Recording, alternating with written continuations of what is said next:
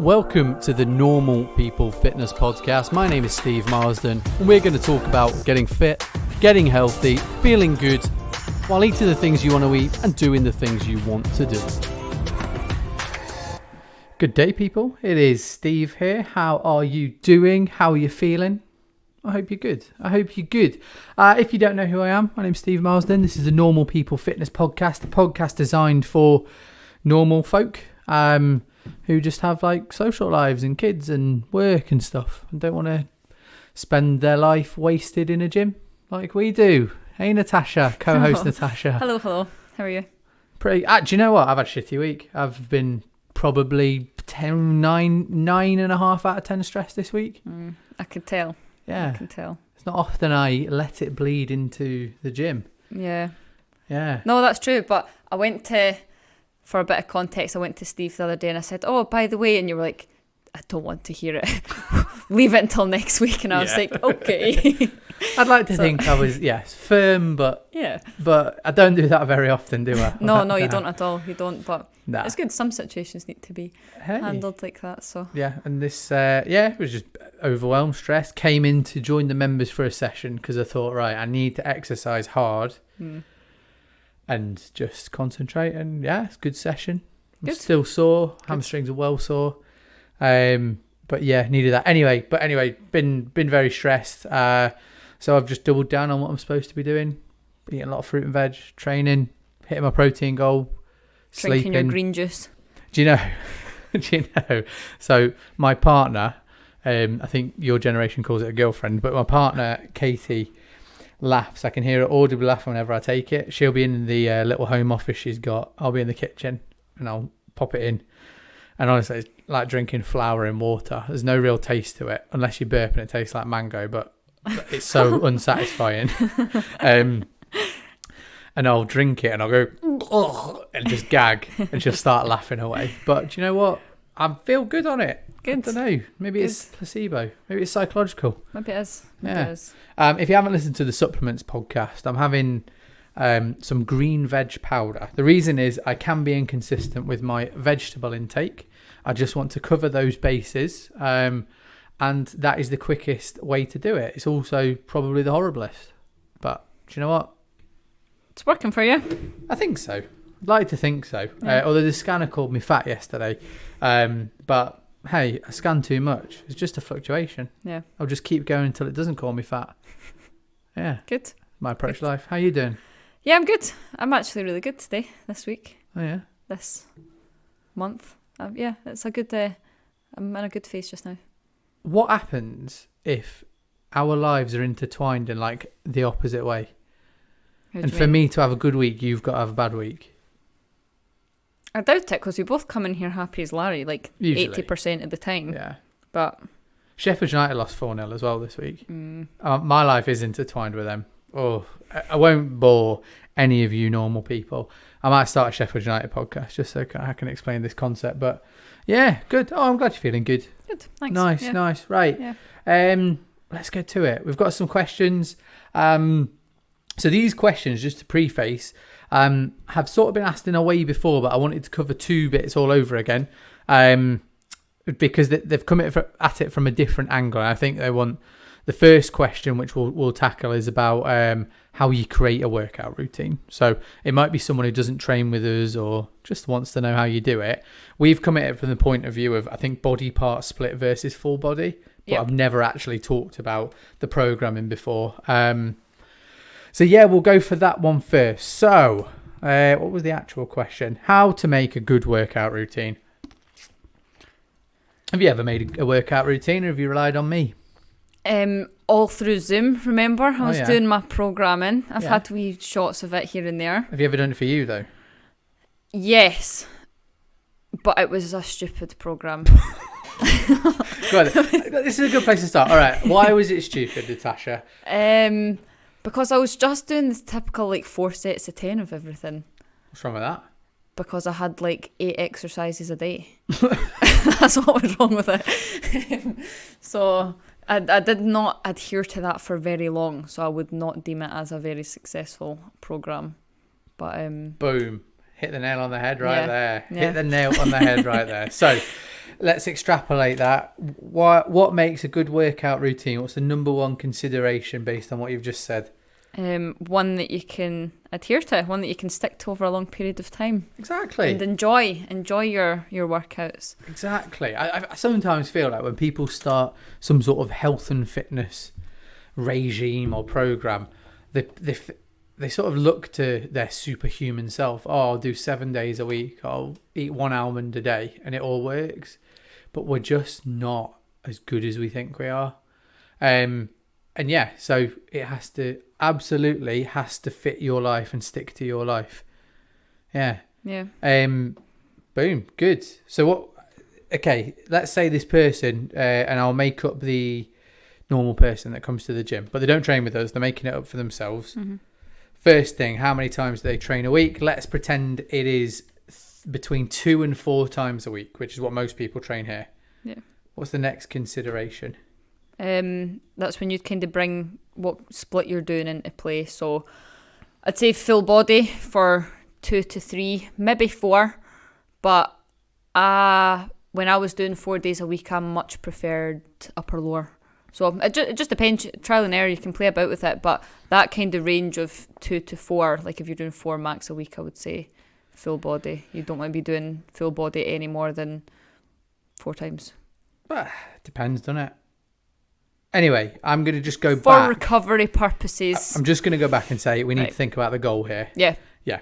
We need to think about the goal here, because if you're just looking at general improving your body composition, so losing fat, gaining a bit of muscle, looking better, doesn't really matter what you do, does it? Bit of weight training, diet, sorted. Everything works, nothing works forever is what they say. Now, if they are a long distance runner, different considerations need to be met. If they have a sport that they play and they are training alongside that, that's when it's like, right, we go to 2, we go to 4. It depends on the goal. But if we are talking a normal person, what is their goal? Body composition, and then it is led by how many days a week can you train. And this is where you can change it. I mean, sometimes for myself, I used to, when I was training on my own, program like a year in advance. And I would do, I don't know, that 5x5 mad stuff that I was giving you, which is full body strength work. Yeah, I like that. Yeah, it's good. It's decent. It's you get really strong. It's heavy duty, hard to recover from. So that's 3 times a week, no more. Upper body, lower body, if I'm doing 4 days a week. I have done body part splits in the past, which are great if you like to train and you like a good pump. Not great for results, but to feed your own ego, they are class. So 2 to 4 times a week. So the goal is they want to lose, let's call it 6% body fat in 12 weeks. They will train 2 to 4 days a week. And the only equipment they've got is dumbbells and a kettlebell. How would you program? What are you taking into consideration? And just to give you some other goals, they want to lose fat. They want to tone up their legs, tone up their arms, tone up their abs.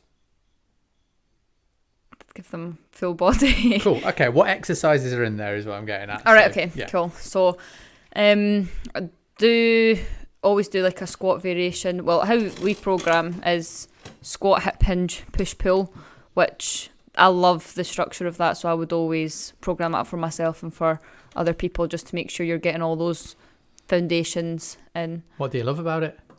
Just the variation, I think.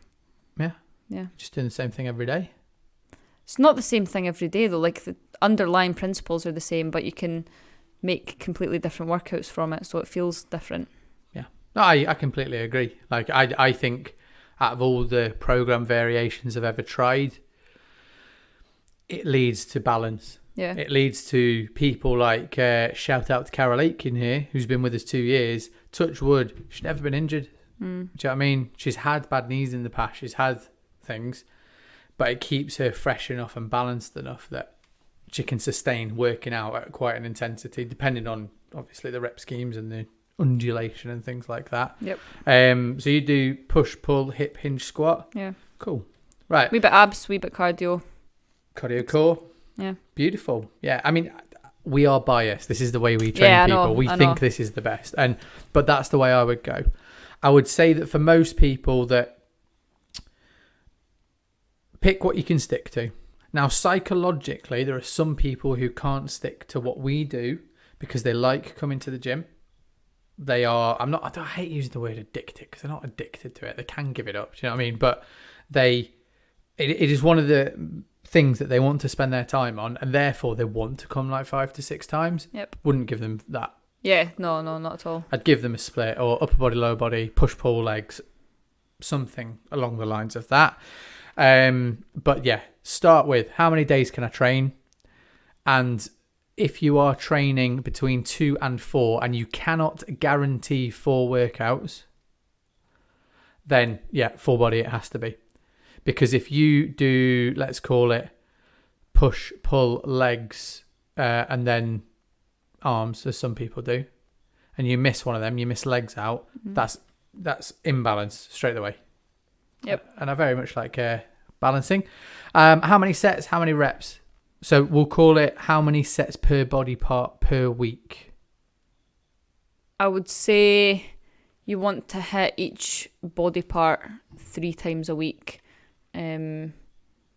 Probably at around 8 to 12 sets a week. Yeah.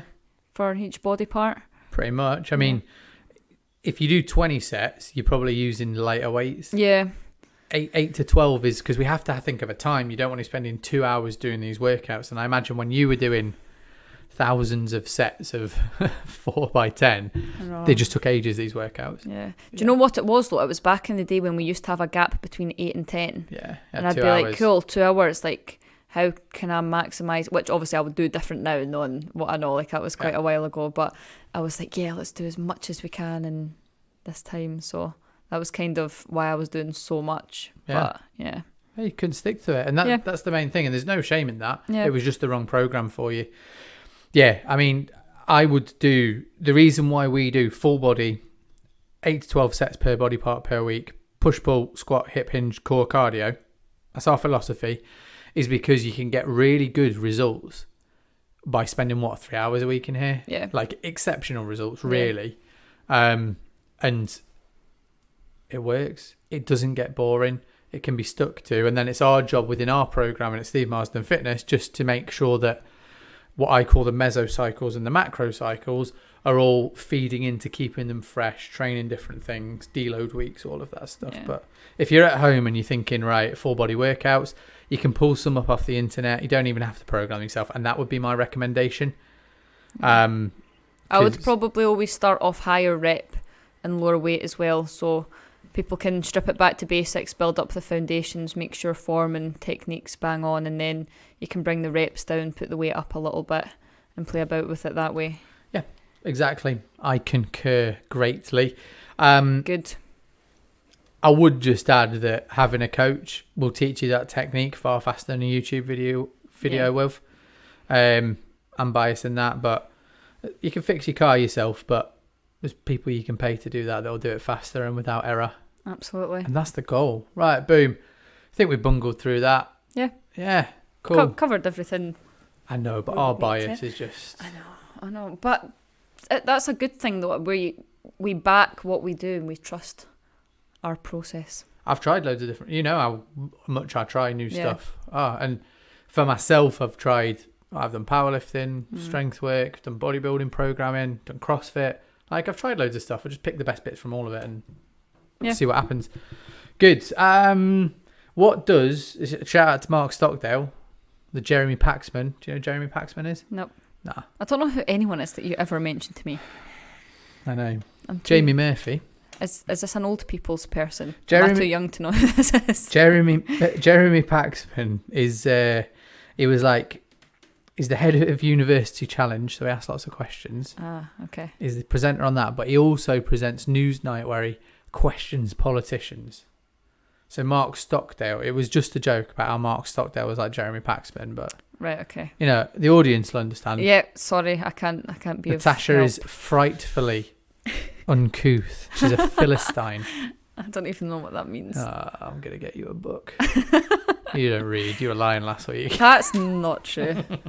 I'm getting there. You are. Anyway, so Mark Stockdale asks, what does drinking too little water do?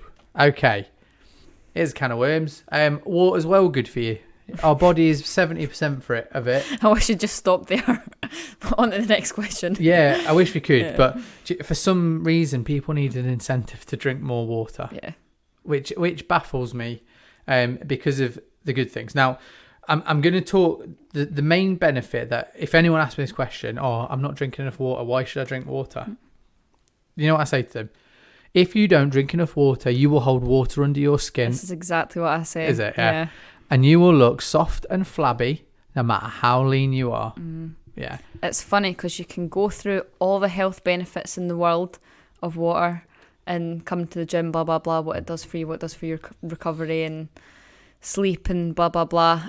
And as soon as you say that it'll make them look different, they're like, oh, how much should I be drinking then? Can I get a water goal? It's all about the aesthetics, honestly. It is. And that's what gets the biggest response out of people, is that if you tell them how much hydration has an effect on how you actually look. Yeah, it does. And I'm sure the people listening to this, you get up in the morning, you look at yourself in the mirror. There's some days where you go, look all right. There's some days where you're like, don't look all right. I bet a lot of that is to do with how much sleep you've had and how much water you've had. Yeah. If only people... I know. How much water should you drink, Natasha? I always say 1 litre for every 20 kilos of body weight. Oh, yeah. Science says every 25. Every 25? Yeah. Interesting. For Well, athletes, for the athletics. a wee bit more won't do any harm. No, it won't. But have you ever had these people where you tell them to drink like 3 litres of water and they're like, do you know you can drown if you have too much water? Yeah, you're not good. Not off 3 litres a day. I know. You'll be fine. I know. Like, don't worry, everyone. You'll be fine. It's true though. If you have that much water, you can comatise yourself, but how much is it? you need a serious amount to be able to do that. Gallons. No one's studied this. Surely no one's studied this. How much water till we kill that rat? How much water till we kill that person? No, but that's not how scientific studies are done, though. Then what is this claim based on? A News of the World article? Overhydration and what it does to lyse your cells, Stephen. Cool. All right then. I'm just saying that it's not a risk. Yeah. No one. And I say the same thing for protein as well. Oh, if I have too much protein, well, I store it as fat. It's very, very rare that anyone's at risk of having too much protein, and it's the same with water. Yeah. Yeah. If anything, 99% of the time people aren't having enough, and you don't need to worry about the opposite side of the scale. You know, there's like a 0.0006% chance of getting a rectal prolapse doing barbell squats. Really? No one's ever mentioned that to me. No. No. Can't imagine they would. If you remember at my gym, don't be saying you don't want to train your legs because you might have a rectal prolapse, please. Anyway, water-wise, yes. Yeah. I say 1 litre for 25 kilos, because for you at your body weight, I was gonna have an educated guess. 56 kilos. 57 and a half, that's not bad. Oh, you've put weight on, Natasha. I have, actually. That's all right. I look better the heavier I get, though.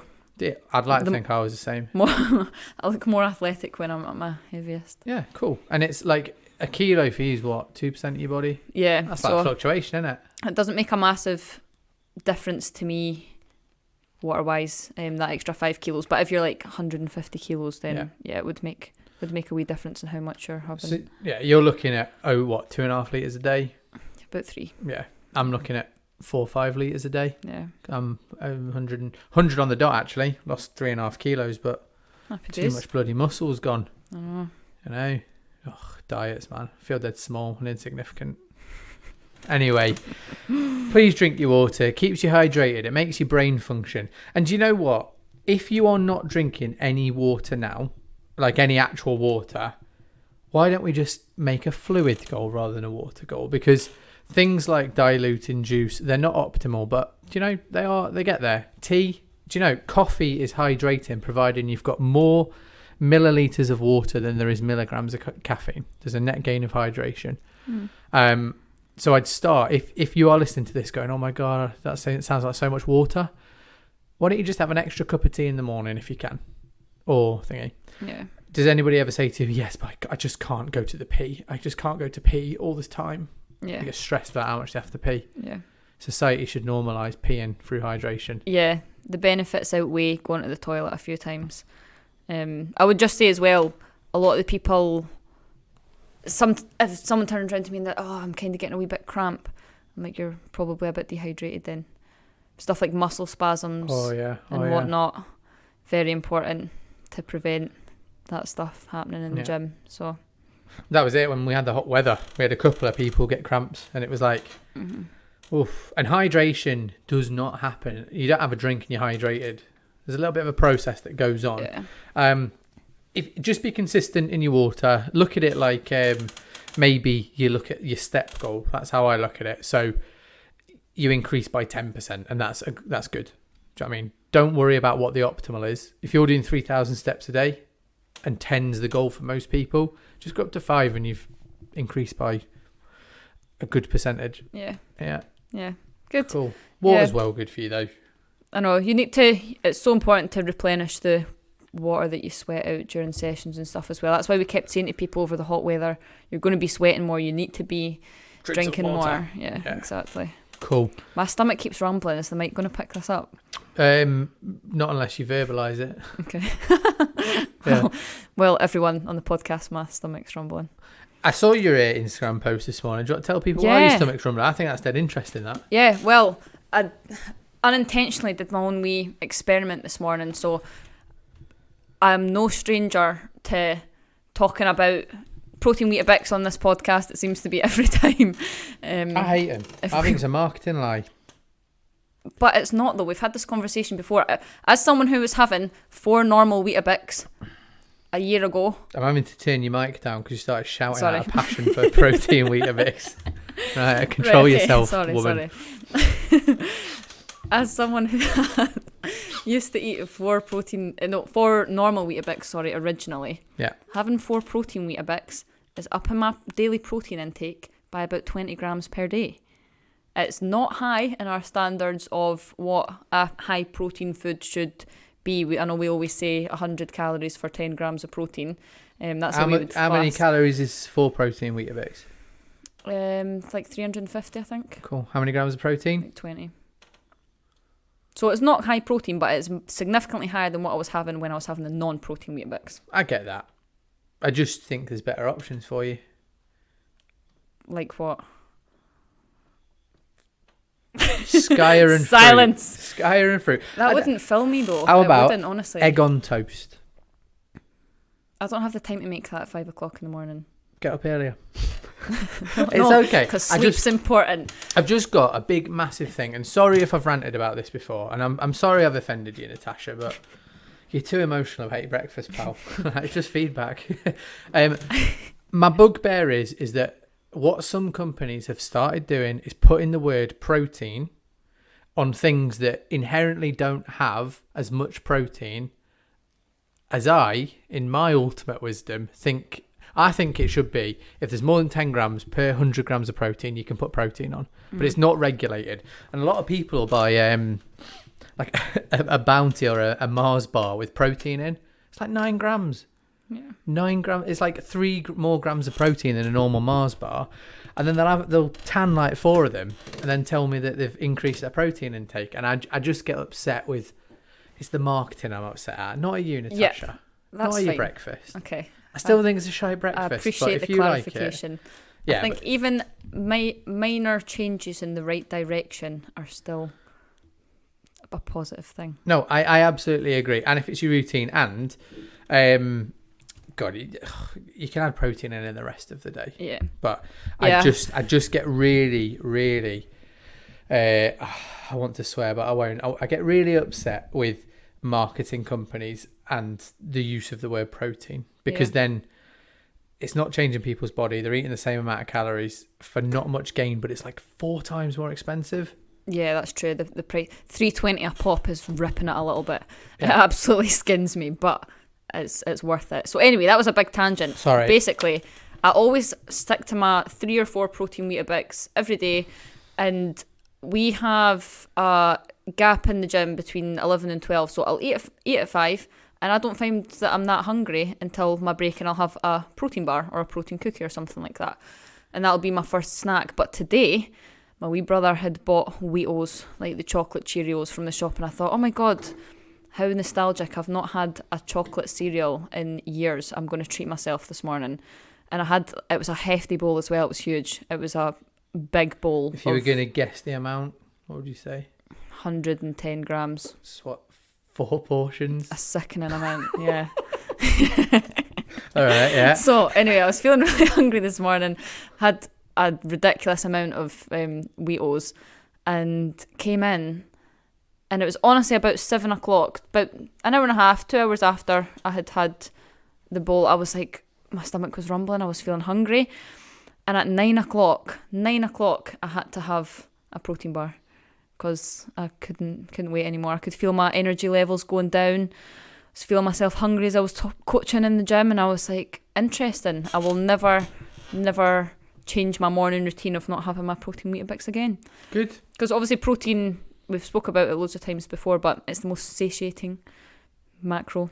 Your carbs and your fats pass through your body quite quick. It takes a while to break protein down, so it keeps you much fuller for longer, and that was proof of that. Yeah, absolutely. Like, I hate breakfast cereals, so that's part of where my little bias comes from. Is that I hate breakfast cereals. I think they're sugary crap. Even worse than them, breakfast biscuits. They're just fucking biscuits. Oh, I've sworn. They're just biscuits. Yeah. So so this is just my opinion as an individual. Them Belvita ones, people come to me and go, oh, yeah, but they're healthy biscuits because they're for breakfast. I'm like, that's just not true. They're sugary crap. Yeah. Yeah. But how much sugar's in your Skyrim fruit? Skyrim fruit? Compared to my protein Weetabix. So I don't know. I can check for you and we can do this on another podcast, but I'll tell you what's more in there. Fibre, nutrients. Weetabix is protein. Good for fibre, to be fair. Protein. It is. Micronutrients, not so much. Yeah. Yeah. But this is us getting into the nitty gritty, and you're just trying to prove me wrong now. Yeah, I am, because, do you know, I feel equally as emotional about this. And audience, I'm going to try and show my maturity here. It's cool if Natasha likes that. It's cool if I like what I like. We respect each other's opinions. I'm fully aware that I'm making an argument based on my hatred of cereals. And I don't know why it's there. Sure, I'll try and bring up a repressed memory. Hold on. No, I'm just cynical about the word protein on boxes, how much companies are fleecing people out of it. Yeah. And the fact that it is unethical. It is. Breakfast is a really good opportunity to get some fruit in there, I think. Hey, cool. Awkward silence now. Oh. I've been Natasha not covering one of my shifts soon. Fallen. Anyway, next question, Natasha. Let's leave that to the side. But sorry, just to go back to how that point started. How aware do you think people are of when they change their routine or their hunger levels or their energy levels? How on autopilot do you think they are? How reactive to that do you think they are? Not very at all. And I can notice stuff from looking at people's food diaries if they say stuff about energy levels or feeling a bit rubbish or like not having the energy to come to the gym. I noticed like from our notes differences in their food diaries and stuff where I've pointed something out and they've not even realised. This week you were lower protein, this week you were such and such.